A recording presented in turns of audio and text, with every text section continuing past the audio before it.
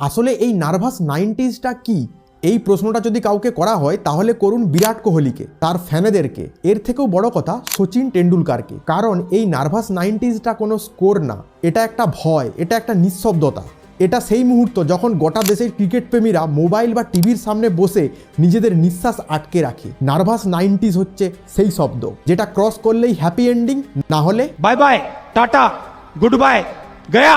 কিন্তু সচিন টেন্ডুলকার, তিনি তো আলাদা মাটির মানুষ। তিনি এই নার্ভাস 90sের শিকার বহুবার হয়েছেন, বারবার তিনি এই আউট হয়েছেন, কিন্তু তারপরেও তিনি হাল ছাড়েননি।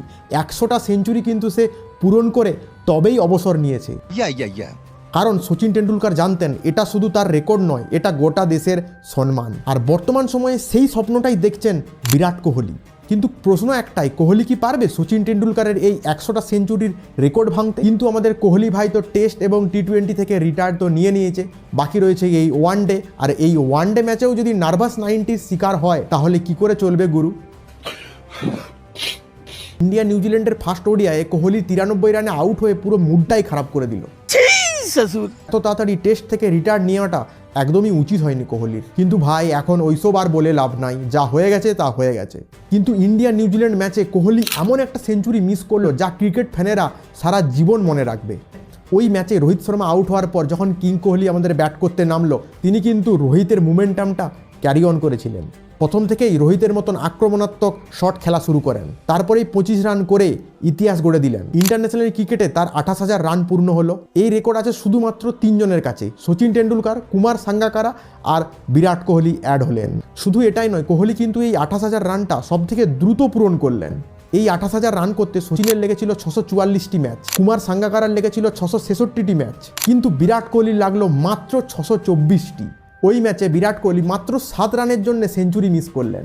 থালা মুড খারাপ করে দিল। এটা দেখার পর অনেকে বলছে থালা for a reason.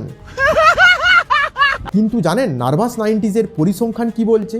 Test plus ODI মিলিয়ে সচিন আউট হয়েছে 28 বার, কেন উইলিয়ামসন 15 বার। শুধুমাত্র ওডিআই ম্যাচেই সচিন একাই 17 বার হয়েছিল আউট। বিরাট কোহলি হয়েছে 7 বার আর শেখর ধাওয়ান হয়েছে 6 বার। আমাদের পান্ত বাবু হয়েছে 7 বার। ধোনি, গিল, সেওয়াগ, গাঙ্গুলি আর গাভাস্কার এরা হয়েছে টোটাল 5 বার। এ থেকে বোঝা যায় নার্ভাস 90s দুর্বলতা নয়, এটা একটা মহান ক্রিকেটার হওয়ার সাইড এফেক্ট। সব বড় বড় খেলোয়াড়রাই এর ফাঁদে পড়েছে। কিন্তু ঘুরে ফিরে প্রশ্নও একটাই, বিরাট কোহলি কি পারবে সচিনের 100 সেঞ্চুরির রেকর্ড ভাঙতে? বর্তমান সময়ে বিরাট কোহলির সেঞ্চুরি সংখ্যা টোটাল 84টা। এর মানে সচিনের থেকে 16টা সেঞ্চুরিতে বিরাট কোহলি পিছিয়ে আছে। আর বিরাট কোহলির হাতে রয়েছে শুধুমাত্র ওয়ানডে ক্রিকেট। 2027 ওয়ার্ল্ড কাপের আগে কোহলির হাতে রয়েছে টোটাল 6টা সিরিজ। এই 6টা ওডিআই সিরিজে ধরুন 18টা ম্যাচ, আর 2027 ওয়ার্ল্ড কাপ যদি ধরি তাহলে ওই 6 থেকে ধরুন 11টা ম্যাচ। যদি টোটাল করি তাহলে ওই 28টি ম্যাচ। এর মানে কি দাঁড়ালো? প্রতি 2 ম্যাচে একটা করে সেঞ্চুরি বিরাট কোহলির লাগবে। ঠিক এই জন্যেই কোহলির এই 93 রানে আউট হয়ে যাওয়াটা অনেক বড় ক্ষতি হয়ে গেল বলে মনে হচ্ছে। বর্তমান সময়ে গণিত বলছে খুব কঠিন, ফিটনেস বলছে অসম্ভব না, আর ফ্যানেদের মন বলছে না কোহলি পারবেই। কিন্তু সত্যিটা কি? অ্যাট দ্য এন্ড কি হতে চলেছে?